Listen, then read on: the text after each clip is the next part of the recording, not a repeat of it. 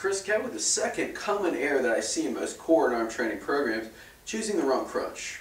Now when we're looking at the type of exercises that we perform, one of the key things we want to remember is we want to get our body in the optimal alignment of the tone. Okay, and when I'm talking about optimal alignment in terms of core training, alright, I want there to be a slight arch in my lower back, okay, a slight hump in my middle back, or what we call my thoracic spine, and then we get a slight arch in the neck here. So we call that just an S-curve. If I were to draw a straight line from the top of my head down through the middle of my body down my foot, we would have just these small curves.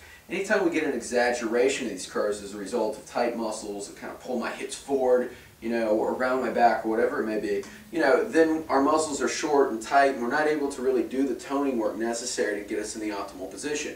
A way to test this out would be to simply come against a doorway. Okay, I'm going to try to just put my arms up against the door here. Okay, and I'm just going to look at the position of my back. All right, ideally there should be a slight arch in my back, but I shouldn't be able to get be able to get more than about this much of my finger, so maybe down to the beginning of the first line of my finger here behind my back. If there's a huge arch and you can get your whole hand behind your back, for example, then we have what is called an anterior pelvic tilt, or kind of an exaggerated curve here.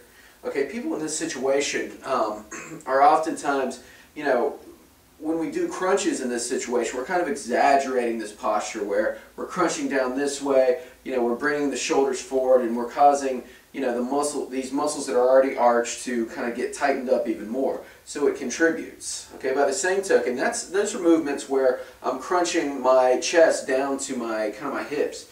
Okay, by the same token, if we do the opposite, if we do exercises which bring the knee to the chest, okay, we're tilting the pelvis backwards. We're kind of inducing what is called a posterior pelvic tilt to take me from this arched position back up to more of a neutral alignment. Okay, and these are the kind of crunches that we want to choose when we're doing core training. Alright, so I'm just going to show you a couple of my favorite variations for this type of exercise. Alright, so we've got a couple reverse crunch variations here, and when we're beginning with reverse crunch, what you want to do is set up in a doorway or just something that you can hold to anchor yourself down, because what I'm going to try to do here, press my back into the ground and literally pull my knees to my chest and come back.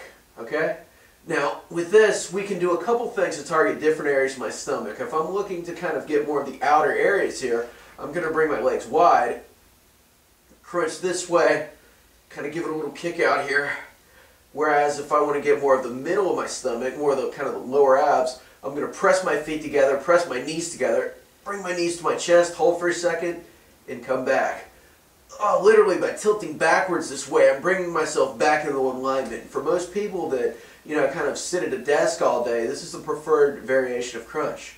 Now, to make this a little more difficult, what I can do is kind of come off the wall here. I can hold a dumbbell or a medicine ball behind me, perform a crunch where I'm pulling my knees to the ball, send my legs out.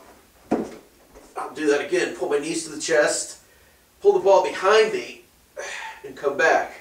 Keep the back pressed into the ground at all time and squeeze the ball tight. And what we're doing is requiring more of a stabilization demand from the abs here. So really we're training both functions. But that kind of a crunch is really what we're looking to do to get us back into the proper position. And then when we do exercises like planks, where we're trying to keep our back flat while we're moving, okay, we're resisting this urge to arch, right? So I'm training this function, I'm kind of getting myself back into the alignment, and then I'm training the strength of this function to kind of resist, the urge to do that in daily life. So those are the two preferred exercises. That combination, maybe a reverse crunch followed by some sort of a plank or dead bug, to really get you back into alignment when you're in this sort of forward arch, or what we call an anterior tilt.